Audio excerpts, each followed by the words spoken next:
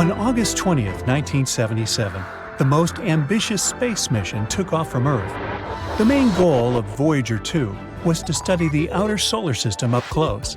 It became possible because of a rare alignment of planets. Voyager 2 was supposed to study all the gas giants of the solar system: Jupiter, Saturn, Uranus, and Neptune. Astronomers also hoped it would be able to find and explore the edge of the solar system. Since Voyager 2 was built for interstellar travel, the probe was equipped with a large 12-foot wide antenna. It allowed the spaceship to send the data it gathered back to Earth. During its journey, the space probe discovered a 14th moon of Jupiter. Voyager 2 was the only spaceship to study all 4 giant planets from up close. It was the first human-made object to fly past Uranus, where it found 2 new rings and 10 new moons. Voyager 2 also flew by Neptune and noticed its great dark spot. That's a colossal spinning storm in the planet's southern hemisphere. The storm is the size of Earth and moves at a speed of 1,500 miles per hour. These winds are the strongest ever recorded on any planet of the solar system. In the history of space exploration, only 5 spacecraft have managed to leave the gravitational pull of the solar system. Those were Pioneer 10 and 11, Voyager 1 and 2, and New Horizons. People launch thousands of objects into space. These objects easily overcome Earth's gravity. But the Sun is around 300,000 times as massive as our home planet. That's why its gravitational pull is way more difficult to fight. Even more impressively, Voyager 2 is the second human-made object in history to reach the space between stars after passing through the heliosphere. That's a bubble of magnetic fields and particles produced by the Sun and protecting the solar system. 2 years after its launch, Voyager 2 started transmitting the first images of Jupiter. The space probe provided scientists with much-needed information about Io and Europa, some of the largest of Jupiter's moons. Then the space mission passed by the gas giant itself. The distance between the spacecraft and the planet was around 400,000 miles. That's when the probe noticed some changes in the shape and color of the Great Red Spot. It's an enormous, long-lived storm system, like a hurricane on Earth, but much, much larger. 2 years later, Voyager 2 reached Saturn. It discovered spokes and kinks in some of the planet's rings. While the spacecraft was flying behind and up past the gas giant, it passed through the plane of Saturn's rings. At that time, Voyager's speed was around 8 miles per second. For several minutes, the probe was hit by thousands of micron-sized grains of dust. This kept shifting the probe's direction, and its control jets had to fire many times to stabilize the vehicle. After Voyager 2 explored Uranus and Neptune, it headed out of the solar system. Its instruments were put in low power to save energy.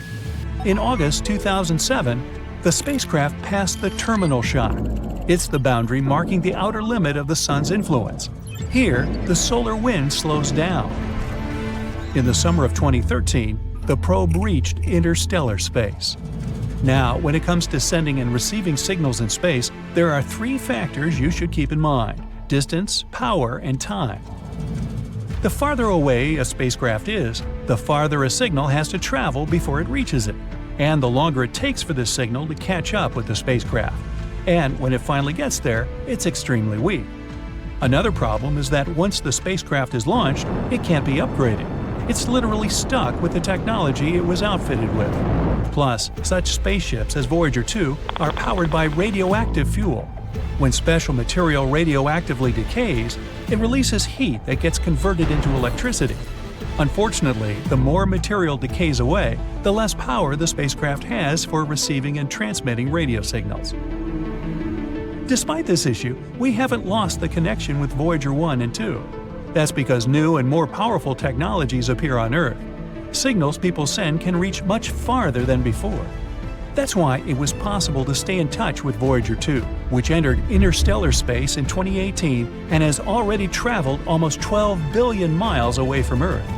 But in March 2020, the main piece of equipment that allowed scientists to exchange signals with the spaceship was switched off.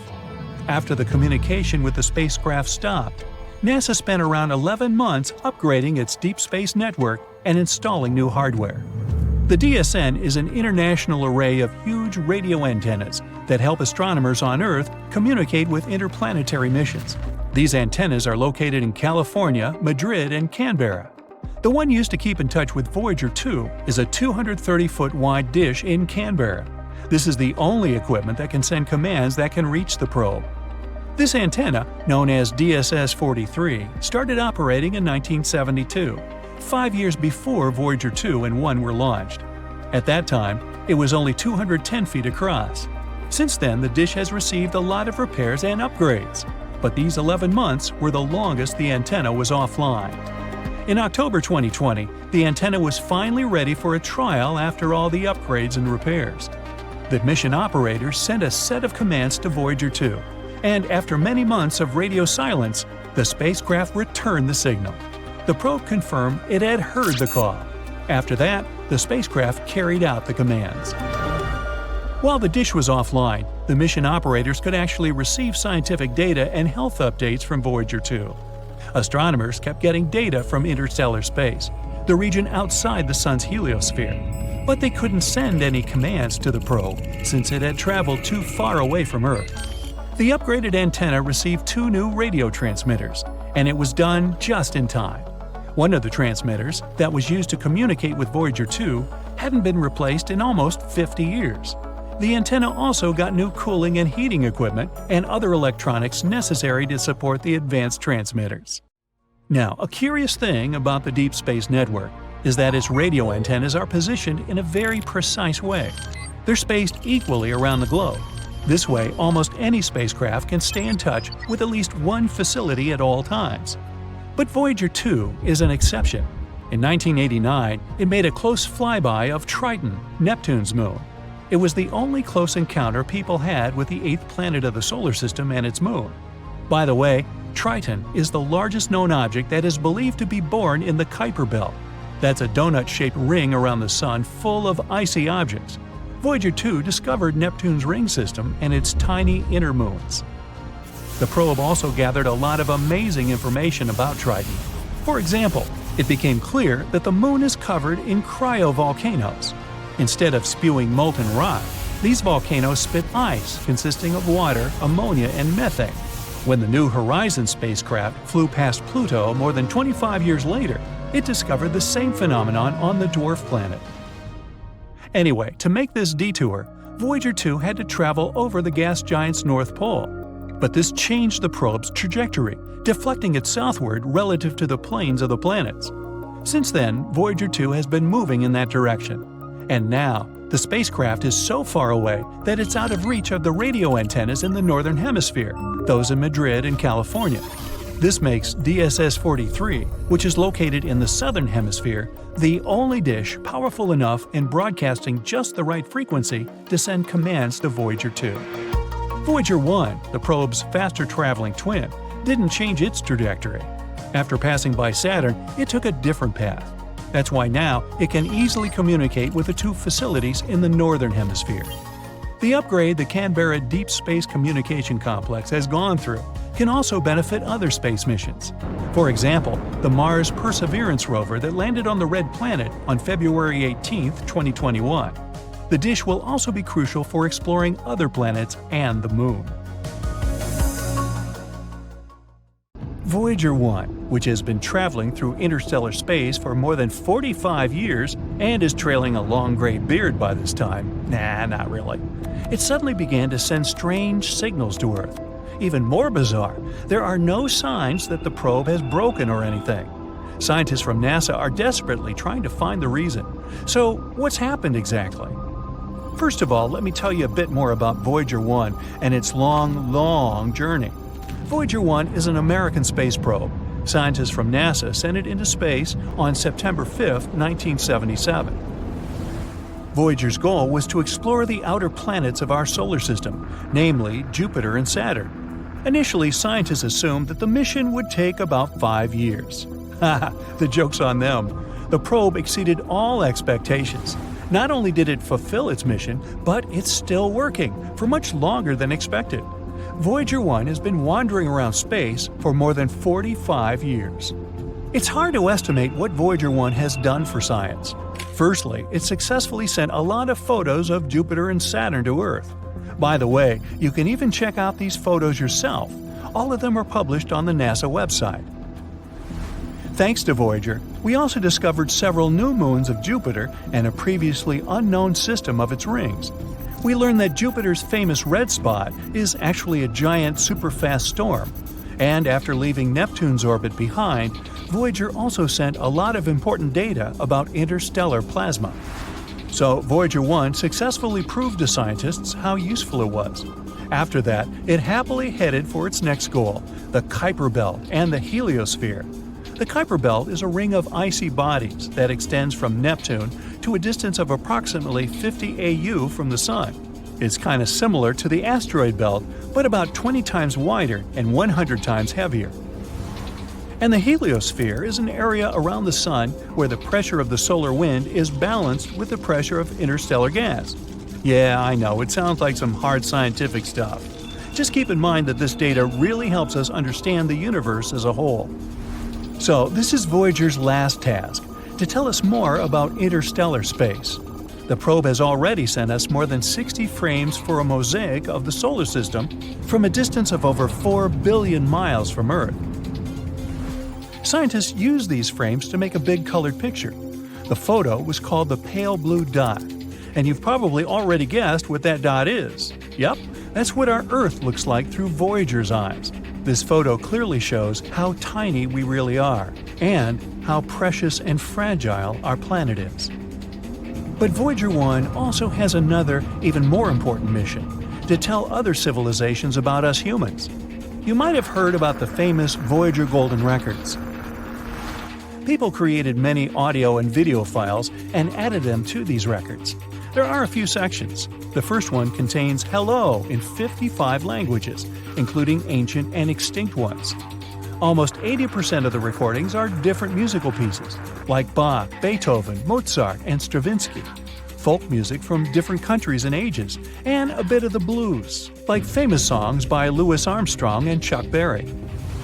The remaining 20% of the recordings contain different human voices, sounds of nature and animals, as well as 116 images encoded as audio signals.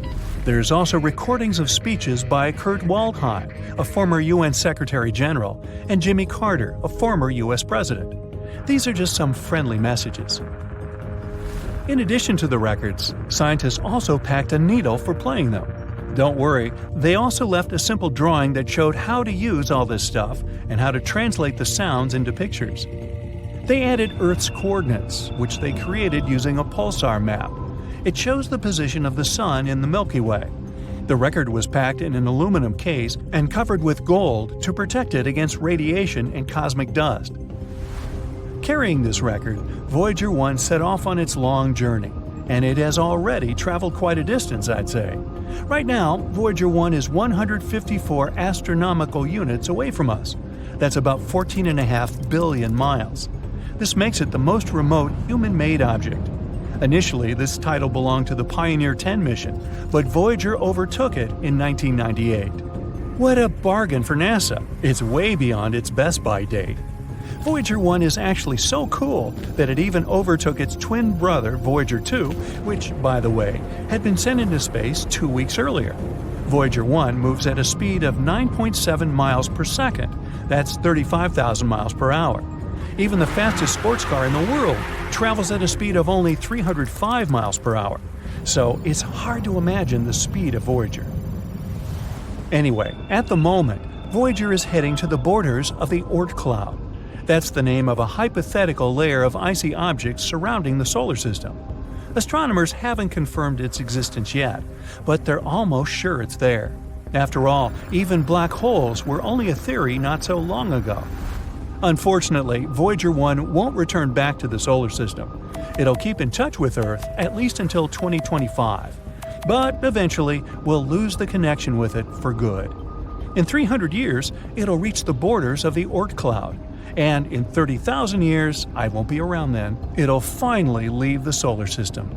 And if nothing happens to it along the way, in another 10,000 years, Voyager 1 will approach red dwarf star Gliese 445 in the Giraffe constellation.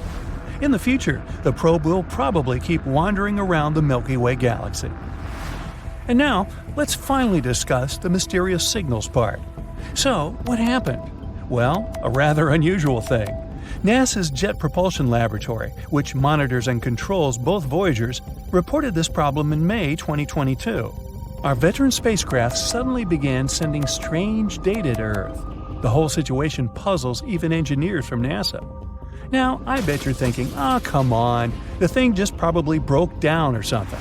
But the truth is that Voyager 1 is totally fine. It works as usual, receives and carries out commands from Earth, and collects and sends scientific data.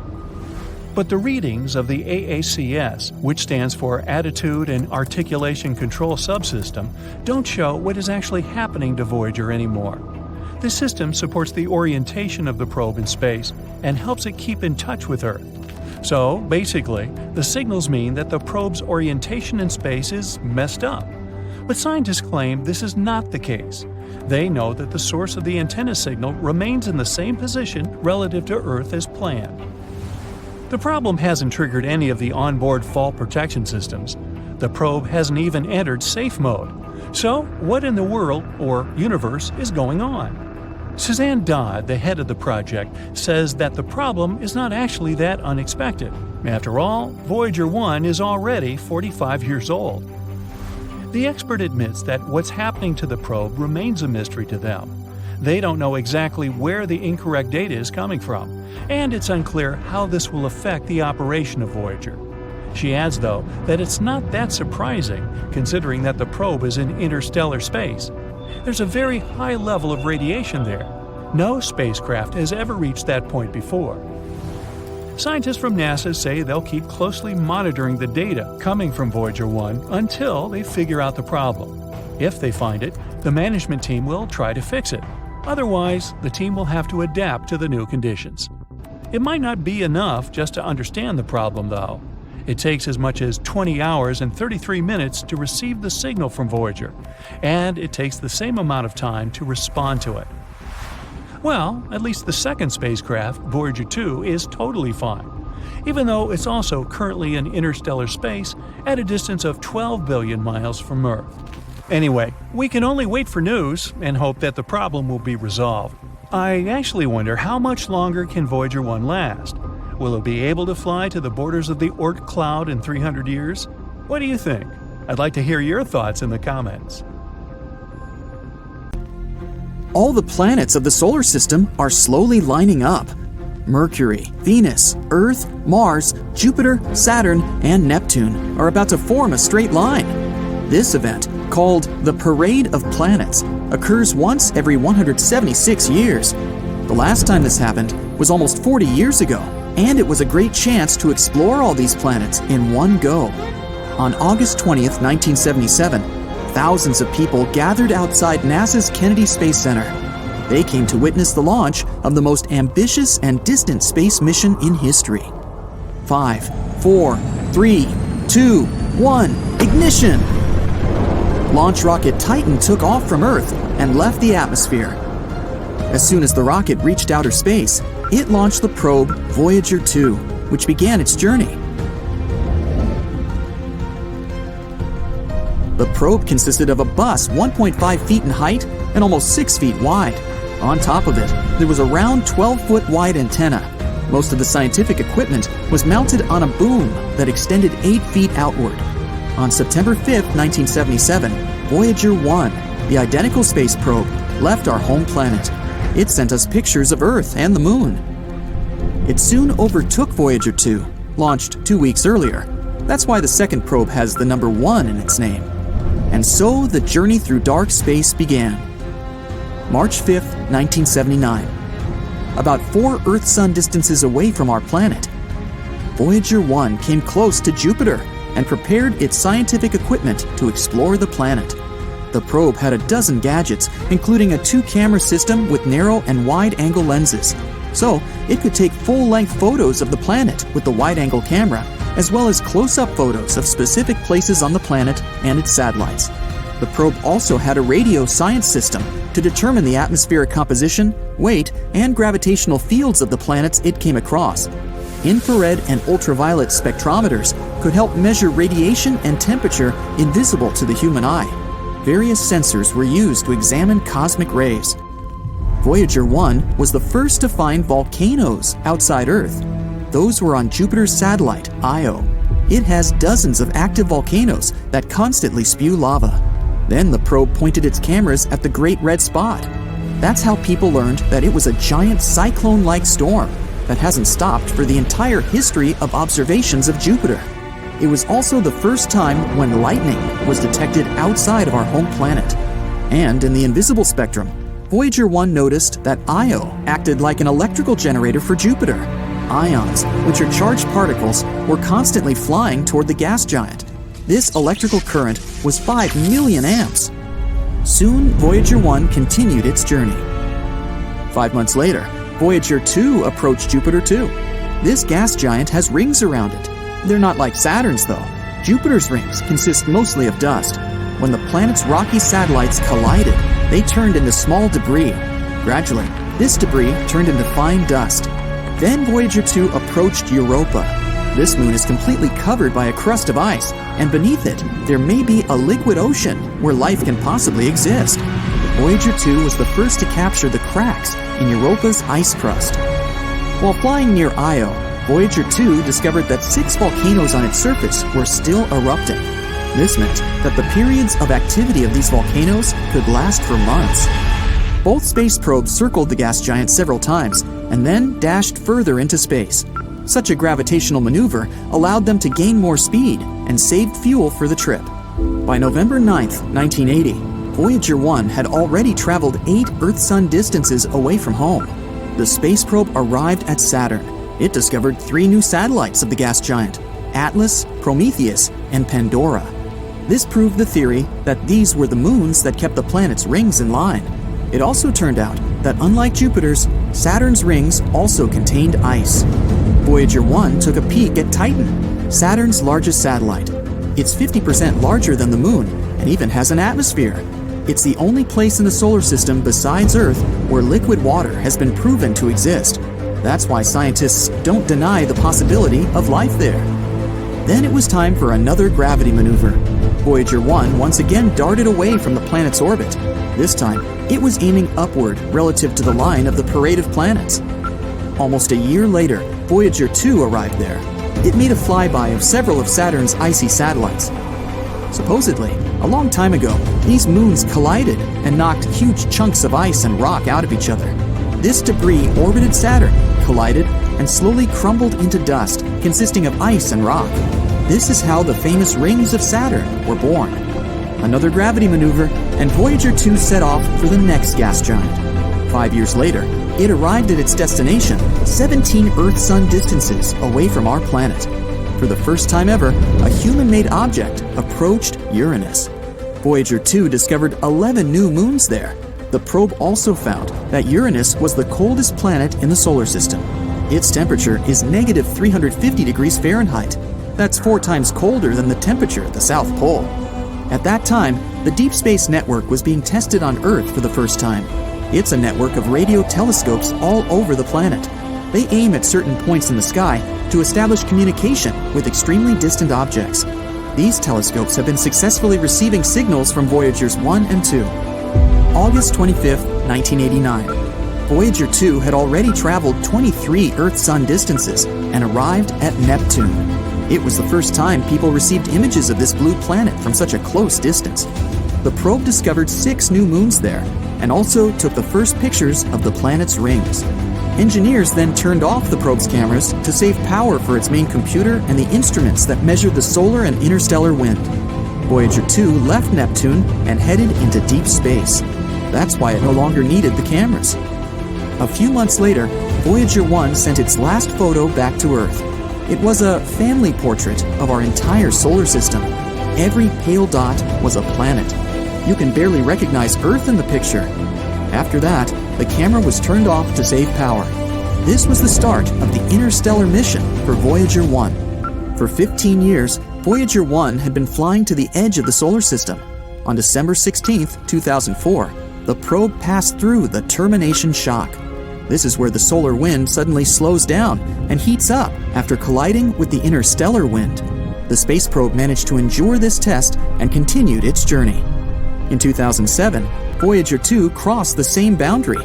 At that point, Sensors recorded a temperature of about 266 degrees Fahrenheit, but the probe managed to withstand it and continued its journey through the dark cosmos. Both Voyagers moved through interstellar space in different directions. They discovered that the heliosphere, the solar wind bubble, is not perfectly round, but more like an egg. August 25, 2012. Voyager 1 became the first human-made object to enter interstellar space. It's now also the most distant artificial object in human history. On November 5, 2018, Voyager 2 also left the solar system. The two probes continued their journey into deep space.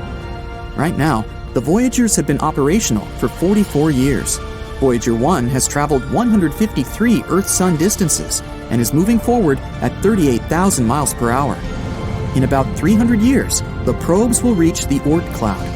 This is a hypothetical region around the solar system with nothing but asteroids and blocks of ice. Scientists believe they might reach the nearest stars in the next 40,000 years. Perhaps one day, the Voyagers will enter these star systems and explore unknown worlds. There may be planets there that look like ours. The probes may even be able to find an intelligent civilization there. For this purpose, each Voyager carries a golden record with a message on it. There are 115 images. Among them, there's our number systems, a map of the solar system and pictures of its planets, diagrams of human DNA, portraits of people, and landscapes from Earth. There's also greetings in 55 of Earth's languages, including the oldest and newest of them. There are also 90 minutes of music from every corner of our planet. The Voyagers also carry a device to play these sounds. If another civilization gets this record, their scientists could decode the data step by step. And then, that civilization may decide to pay us a friendly visit. They'll have to repeat the heroic journey of the Voyagers, though. Dozens of light years through dark space. Then crossing the border of the solar system, and finally flying past Neptune, Uranus, Saturn, Jupiter, Mars, and the asteroid belt toward the little blue planet. We can only hope that people will be advanced enough to welcome them. A sound from space? When up there in space, no one can hear you talk, laugh, or scream. Or at least that's how the saying goes. People can't hear anything in space due to its condition. Still, if you have the right conditions, like the hot gas that surrounds the black hole located at the center of Perseus, space can be quite noisy. That's the galaxy cluster 250 million light-years away from us. Researchers caught an actual sound of space, waves rippling through the plasma gas in Perseus. They first realized black holes generate acoustic signals in 2003, but this is the first time they brought these signals to the human ear, and wow, this sounds terrifying. Canyons filled with liquid on Titan. Almost a decade ago, NASA spacecraft discovered deep canyons on one of Saturn's moons, Titan. They're about a half-mile wide and they kinda look like the Grand Canyon, but they're filled with liquid hydrocarbon. This was the first time we came upon evidence of canyons and channels filled with liquid on Titan. Our solar system is full of small particles and bigger rocks that circle the sun, the same way as planets. Sometimes it happens, some of them change trajectory, which is why falling pieces of debris strike the planets. Most of the meteorites and comets originate in our solar system.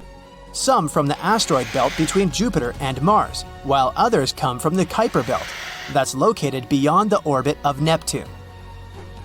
But 5 years ago, scientists found something unusual, a red, elongated floating space rock called Oumuamua. It could be more than 3,000 feet long, but its size still wasn't the most impressive part.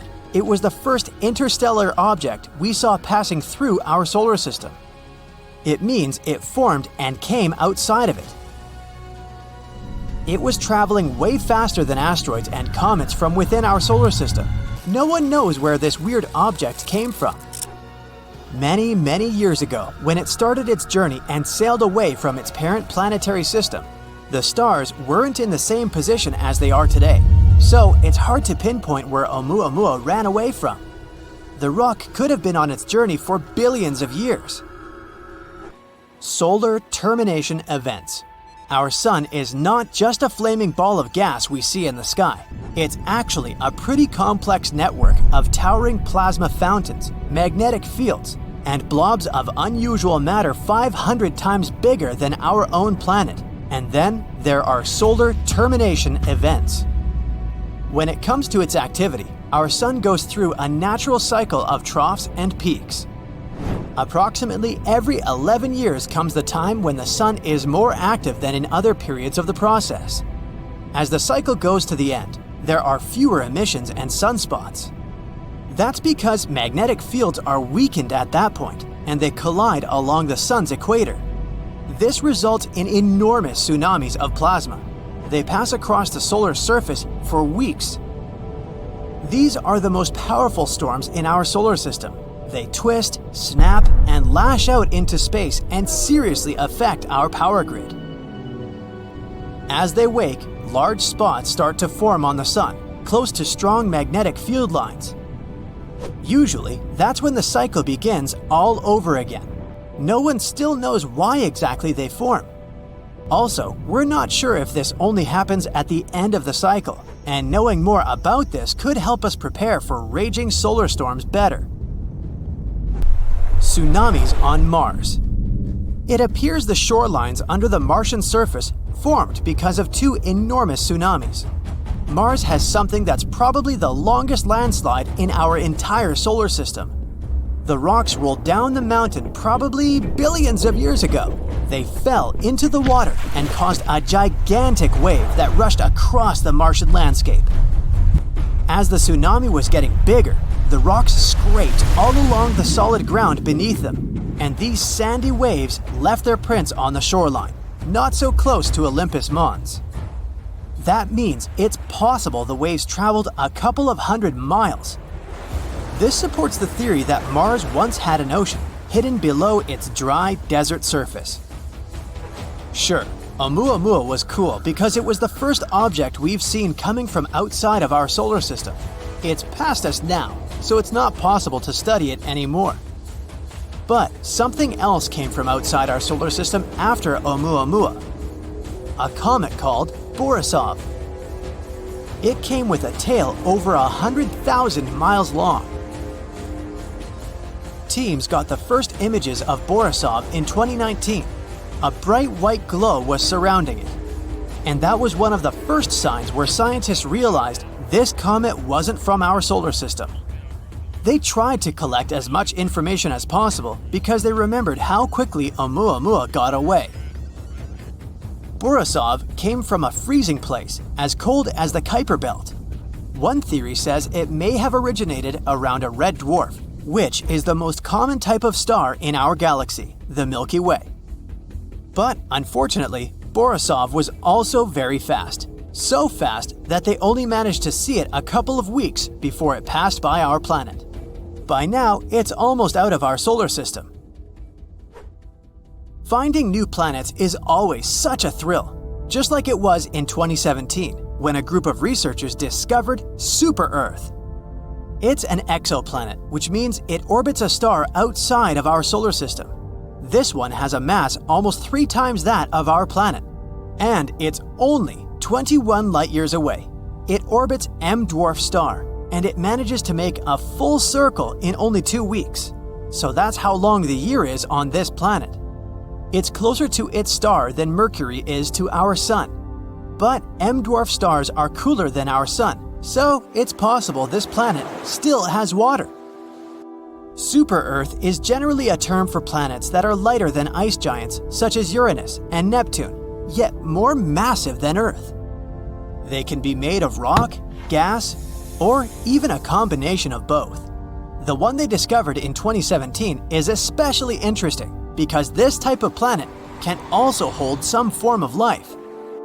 Leroy Chiao is an astronaut who commanded the International Space Station back in 2005. This one time, during his final spacewalk, some pretty unusual lights caught his eye.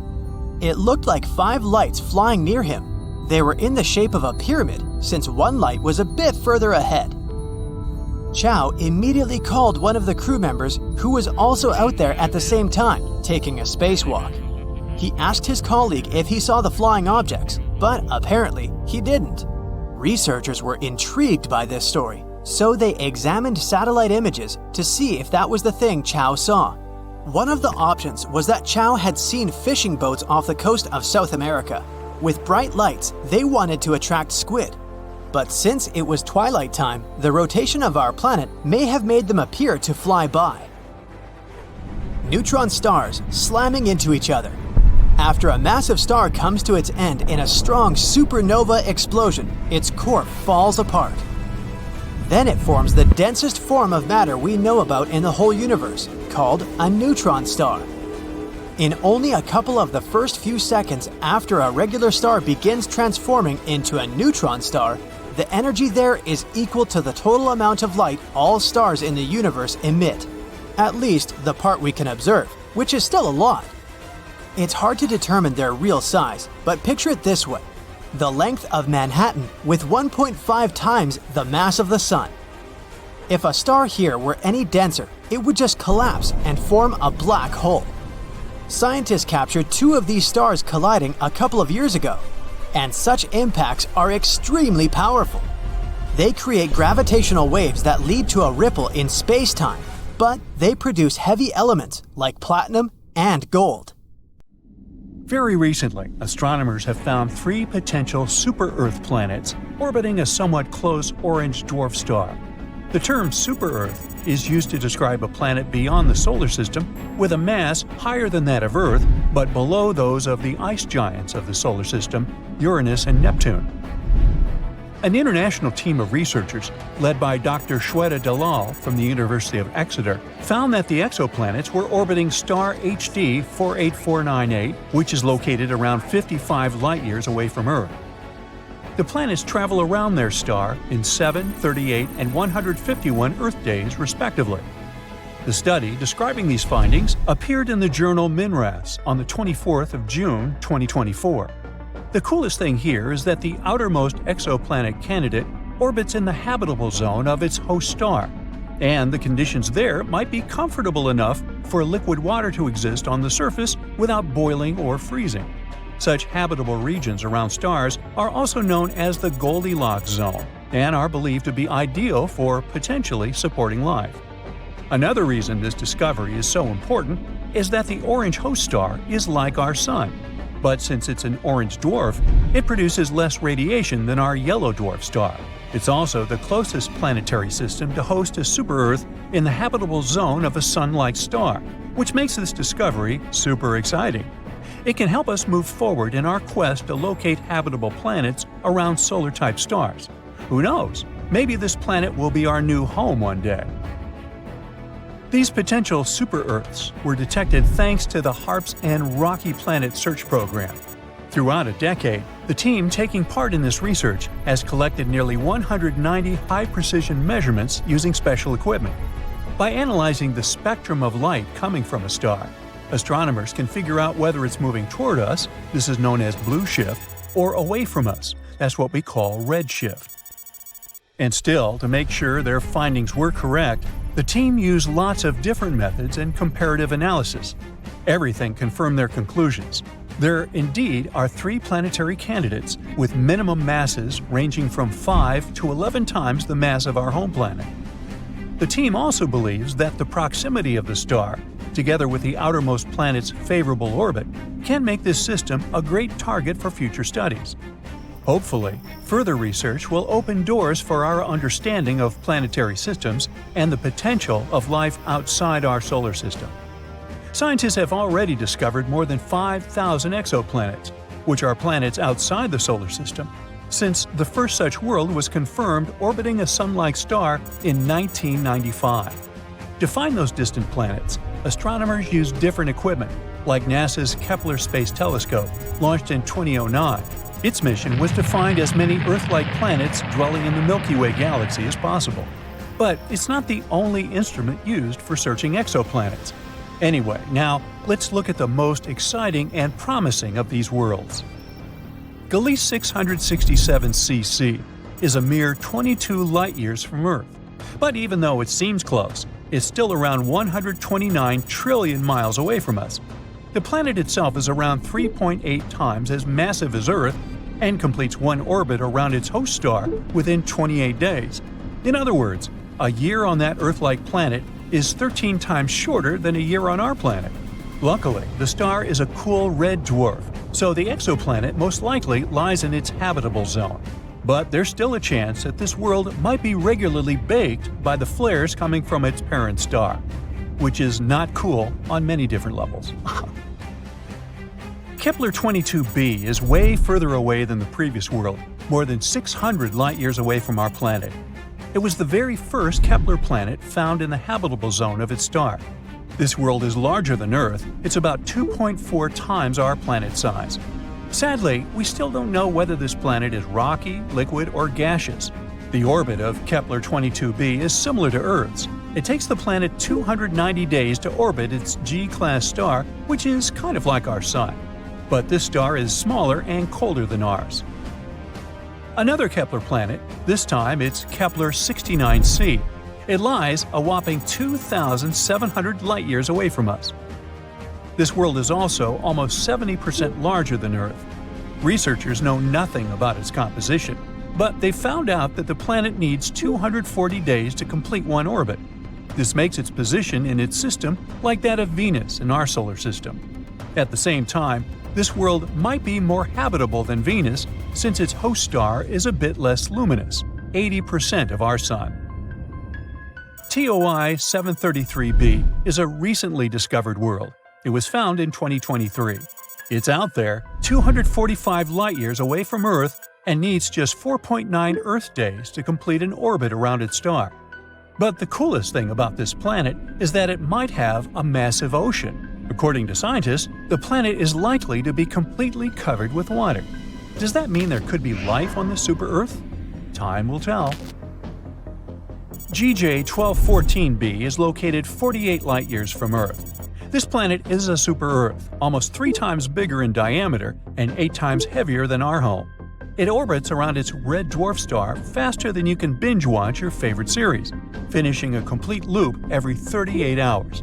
But it's not just the planet's size or orbit that's out of this world. It's pretty hot out there, with mind-melting 450 degrees Fahrenheit. But the coolest thing is that this planet is practically drowning in water. The sizzling temperatures and crazy high pressures on JG 1214b create some cool materials like hot ice and superfluid water. Superfluidity is something that happens in liquid helium when it's almost as cold as it can get. On Earth, water totally missed the memo about being superfluid because it needs ridiculously low temperatures and off-the-chart pressures to pull off that trick. Still, there's not much use in superfluid water. Even if you try it, you'll just get dehydrated. The super-Earth that's closest to us was discovered in 2016, and it's called Proxima Centauri b. It's located a mere 4 light-years away from Earth and has a mass remarkably similar to that of our planet. A year on Proxima Centauri b is short. It only takes the planet 11.2 days to complete a circle around its central star. Scientists discovered this world after they noticed that its parent star was slightly wobbling. They hadn't been sure what exactly had been happening there until they realized Proxima Centauri b's gravity probably produced pulls and tugs that caused these wobbles. Although the exoplanet is traveling in the habitable zone of its star, Proxima Centauri, it is exposed to extreme ultraviolet radiation, all because it lies very close to its parent star. Also, none of the telescopes that are currently working and exploring exoplanets are positioned well enough to capture the light from the atmosphere of this super-Earth. Most things there are still a mystery to us, even though we're talking about a planet that's really close. Super-Earth TOI 715b orbits a red dwarf, a star smaller and cooler than our Sun. At the moment, such stars remain prime candidates for finding habitable planets orbiting them. Those miniature rocky worlds have far closer orbits than those circling around stars like our Sun. But since red dwarfs are small and cool, the planets don't risk anything when crowding closer. They're still safely within a star's habitable zone. Experts say that TOI 715b might have once had an atmosphere thicker than that of Neptune, and now the planet could be in a transition state where it's losing its atmosphere. To confirm this suspicion, scientists need to do more research, and they might finally learn whether this planet is a watery terrestrial planet. A new super-Earth has been spotted by astronomers, and it's quite intriguing. This planet, called TOI 715b, is about 1.5 the size of Earth, which is why it's called the super-Earth. It's also relatively close to us in space terms, only 137 light-years away. For comparison, most exoplanets are hundreds of light-years away, and all the interesting stuff, like black holes and nebulas, are usually more than thousands of light-years away from us. So, could it be habitable? The habitable zone is an estimate of where a planet might have the right conditions for liquid water. This is what we call some distance from the star, where the temperatures on the planet should be okay-ish, and water should stay liquid on its surface. It's not super precise because it depends on a bunch of factors like the type of star, how reflective the planet is, its size, and so on. Also, just being in this zone isn't enough for water to actually be there. The planet also needs the right kind of atmosphere and a few other things. So, we invented a stricter definition in 2014, the conservative habitable zone. It's a more precise term defining the best candidates that have liquid water. Otherwise, we get too many potentially habitable planets that are not actually habitable at all. The CHZ is based on how much energy a planet gets from its star compared to Earth. If a rocky planet gets between 40 to 85%, it's considered to be in the CHZ, no matter how far away it is from its star. These planets have a higher chance of being habitable. And yes, TOI 715b is located there. This super-Earth orbits the M-type star, also called red dwarf. It's a star that's much smaller and cooler than our Sun, about 1/4 of the Sun's size and mass. But if the planet is located in the habitable zone, it's actually a better option for life. Red dwarfs live much longer than our Sun, a yellow dwarf. This also means that they have more time to form little creatures on their planets. And this red dwarf really is older than our star. Our Sun is 4.6 billion years old, and this star is 6.6 billion years old, give or take a few hundred million. It doesn't have much magnetic activity, so it's not dangerous. It doesn't flare up like younger red dwarfs. These flares can be super strong and might even hurt planets by taking away their atmospheres.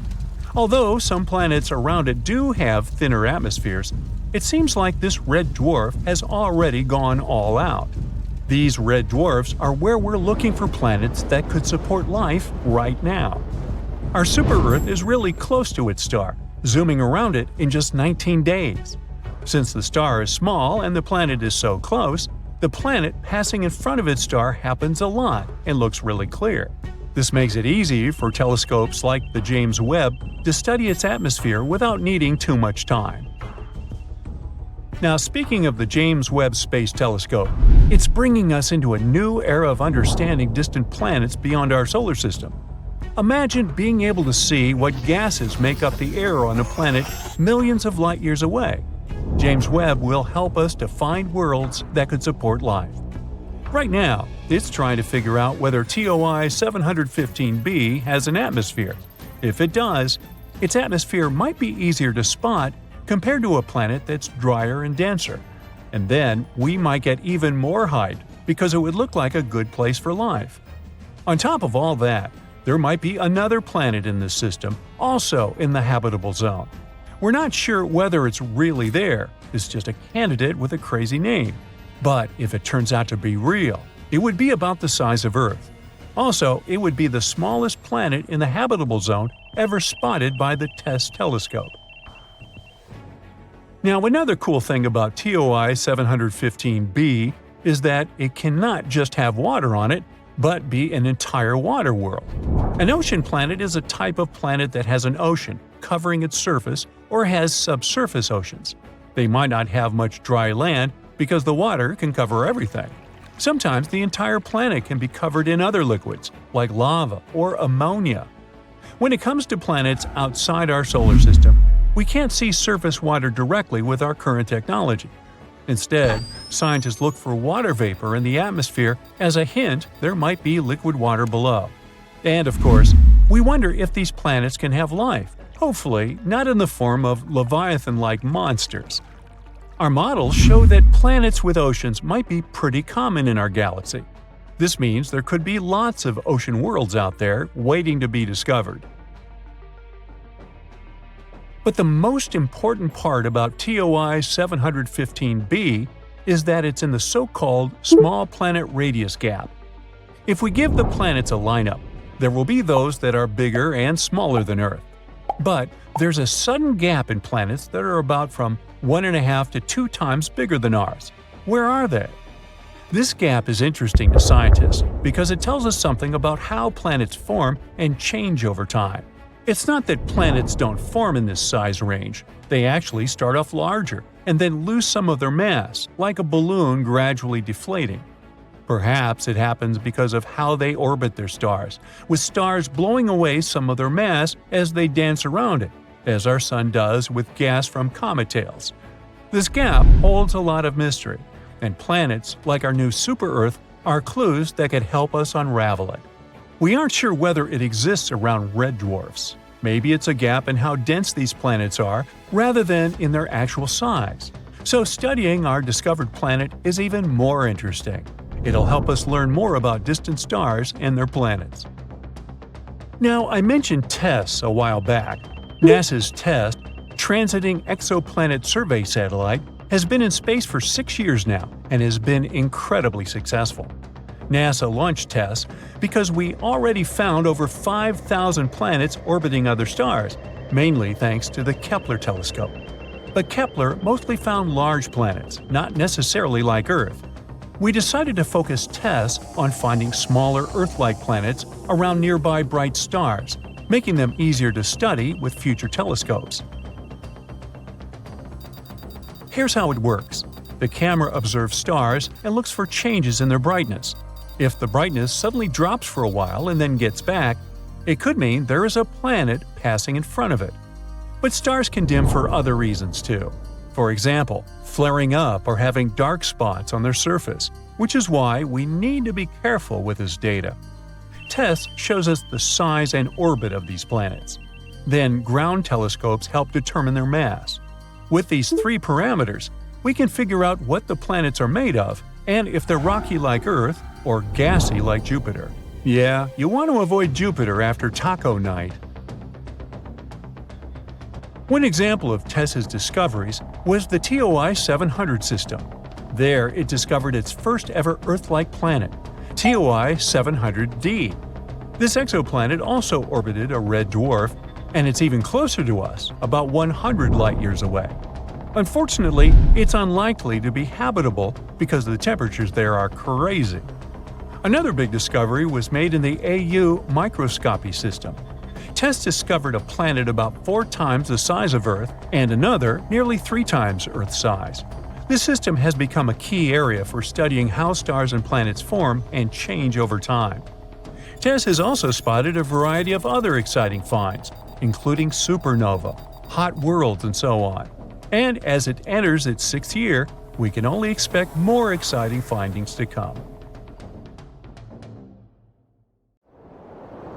If one of the many apocalyptic scenarios come true and humanity is wiped out completely, a black box will tell whoever comes after us about what has led to that scary day. The 33-foot-long vault in a remote part of western Tasmania is supposed to document all the mistakes humanity has made that led to an apocalypse. The artists, architects, and researchers behind the Earth's black box hope that the art installation made of thick, reinforced steel will withstand fire, water, and any other natural disasters, except probably for total planetary destruction. Just like the black box you can find in planes, this time capsule is supposed to help the next civilization do better and avoid the probable sad and tragic fate of our humanity. The project is fully non-commercial and has an important message. The box will be full of storage drives and have access to the internet. Solar panels on the roof will power it, and batteries will take care of backup power storage. Whenever the sun's out, the black box will be updating itself with new scientific data. A special algorithm will sort it only to save the information relevant to the project. It will be measurements of land and sea temperatures, ocean acidification, species extinction, land use changes, as well as data on human population and energy consumption. The second type of data for the box will be newspaper headlines, social media posts, and news from the key global events focusing on the environment. The creators of the box decided to encode and store data for it in several formats, including binary code.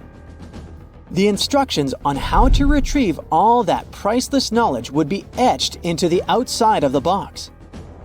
Some of the big brains involved in the project are afraid that this could inspire some curious bad guys to break into the box long before it's time to do it. The solar-powered hard drive will have enough space to collect data over 50 years.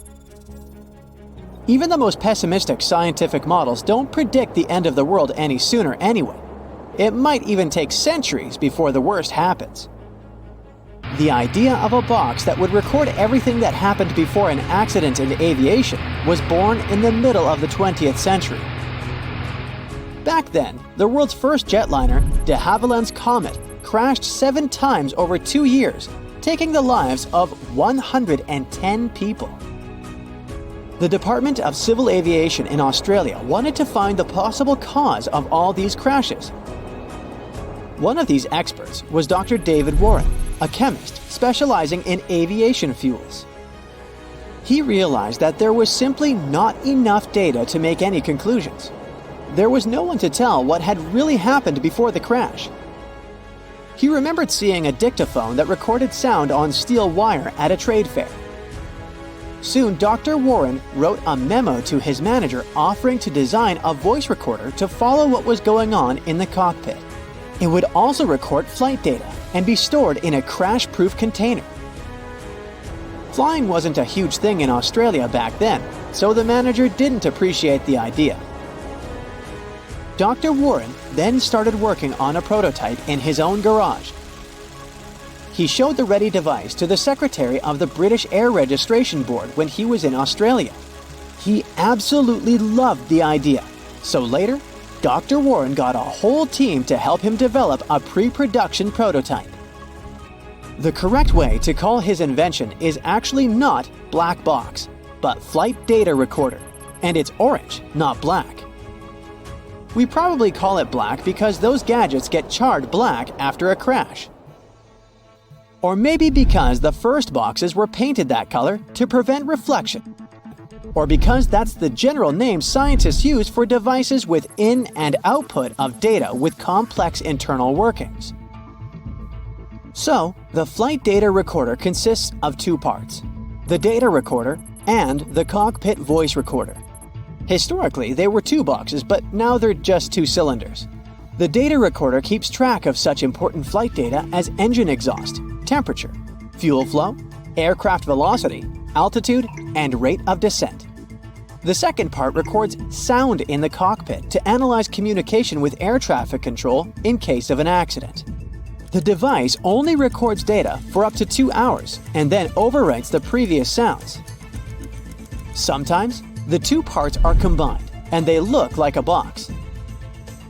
The devices record data and voices from the cockpit, but they are actually located in the tail end of the aircraft, where the structure of the plane will protect them best in case of a crash. The black box has a locator beacon, which is activated when water gets on it, but it will send out a pulse for 30 days. Search parties use the bright orange color of the recorder as a visual beacon. Sometimes, it takes a long time to find the box, and in some cases, they don't find it at all. Long before the first plane was invented, there was an original black box of planetary meaning, the ancient library of Alexandria. Back in the ancient days, people in places like Egypt, Mesopotamia, and Greece were no strangers to libraries and archives. But these early institutions were more about preserving local traditions and heritage. The whole concept of a universal library only became a thing when the Greeks started thinking big. They were so impressed by what their neighbors in Egypt were doing that they arranged expeditions to acquire knowledge. Alexander the Great, the king of Macedonia, seeing that hunger for knowledge required his companions, generals, and scholars to report to him in detail on regions that were previously unmapped. It helped collect plenty of information on geography and contributed to the creation of a great library. Most of the information it had was written in Greek. It had the books of Aristotle as part of the whole corpus of Greek literature. Some sources say that in the hunt for new books, the library's founders would stop every ship sailing into the harbor of Alexandria. If they found books, they would take them to the library. If they decided it was valuable, they'd make a quick copy and return it to the owner with some compensation, leaving the original at the library. Another story tells us that Ptolemy III, grandson of the founder of the library, offered the governors of Athens a huge compensation to copy the original texts of the greatest poets. He then kept the originals and sent them back copies. Once the Roman Empire arrived, they burnt all that knowledge, not thinking that it might lead to their own collapse. There was no easy way of spreading information across the world, so one source had most of the knowledge humanity had accumulated by then. The great minds of those times didn't just fill it with knowledge, but also made important connections, trying to make the best use of that information. If the Library of Alexandria hadn't burnt, we could have gotten some priceless knowledge about the people who had lived before the current era. Some scientists believe that big data could have saved the Vikings that had settled in Greenland many centuries ago. It might have also helped the Easter Island civilization to identify and address problems caused by volcanic activity, latitude, and rainfall patterns, and restore soil fertility. They say that a typical person living today is exposed to as much data in one day as someone in the 15th century would learn in their entire lifetime. And there's a theory that every papyrus scroll on the whole Library of Alexandria could probably fit onto an ordinary flash drive you have in your pocket. There's so much big data generated every day that it might do us more harm than good because of a huge information overload. We're moving towards a global civilization, so if all that knowledge disappears, we lose not one empire, but the entire world. Okay, it seems scientists have come across a strange object in space, and they're not sure if it's a star or a planet. What we do know is that it's located 1,400 light-years away from us, and it makes us question what we thought we knew about the universe. Let me explain the dilemma here. We can tell if something is a star or a planet by considering the object's mass or the amount of stuff it has. Stars have a lot of mass, which gives them strong gravity that squeezes them tightly. Squeezing creates high temperatures inside them, causing them to shine brightly. Planets have less mass, so their gravity is weaker. They don't experience the same squeezing or high temperatures as stars. Instead, planets shine because they reflect the light from their stars, like our beautiful Earth does with our Sun, too. And this weirdo falls somewhere in between, since we consider it a brown dwarf. It's a special type of big, gaseous protostars.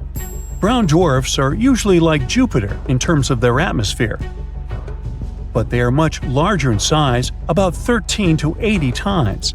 If a brown dwarf has more than 80 times the mass of Jupiter, it can start burning regular hydrogen, just like a star.